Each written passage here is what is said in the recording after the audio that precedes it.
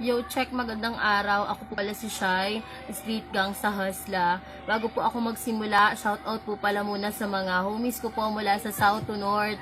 At shoutout po pala doon sa naglabas po ng Free Loonities. Idol, hindi po solid fan yung pagiging ganyan. Tang inahabang si Idol Looney po nagdudusa sa loob, nagpapapera po kayo dito gamit yung paghihirap niya. Yon. Game, 16 bars challenge. Gusto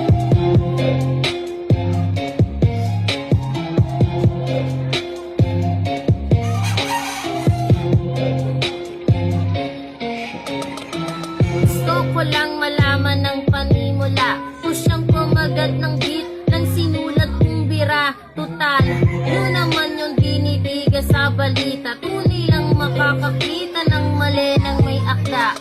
Napipeki ang balita, maaari na may daya. Tumaya sa ibang lugar para tumulong dun sa bata. Pinag-isipang masama si Idol na bigla. Gumawa lang siya ng tama, tila napasama. Sige, paano nyo nasabing kanya galing yon? Di na kinakailangan nun magsalya ng ganon. Nakahiga sa sela, pisik-sik, liglig, diamante nun. Pera na nga lumalapit, tumangge pa yon. Sa sobrang kasikatan at pag-ani ng respeto, may mga taong humahanga, meron ding nanggago. Walang katulad, hari ng tugma sa industriya. Marlon Looney, we believe you, di ka nag-iisa. Pero tangina, hindi ko na to papalampasin. Bigyan natin ng oras yung mga papansin. Ang dami ng kinukudag, gusto kong masamain. Nasobrahan sa yabang, sige, halalapas tanganin. Kamusta pala yung mga perpekto banda dyan? Bakit wala bang bahid ng mga dungis yan? Nung nalasing ka, balak mong dalihin yung bata. Sa batas ng may kapal, mas makasalanan ka yata.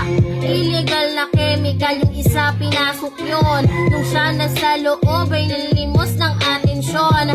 Pogi, paano mo nasabi yung bagay na yon? Please, wag kang umastang hindi nang galing doon. Ang daming sinasabi ng mga mapangmusga, hindi naman magawang linisin ang dumi nila. Hayaan natin na Diyos ang siyang magdikta. Hindi lahat totoo purkit nakita ng mata. Wala akong pake kahit magalit pa kayo. Nakasagasa man ako, mas mali ang ginawa nyo. Di pa alam yung totoo, minata nyo na yung tao. Isang bagsak na saludo para kay Looney ito. Yon, check, Shai. Hi, Wishers. This is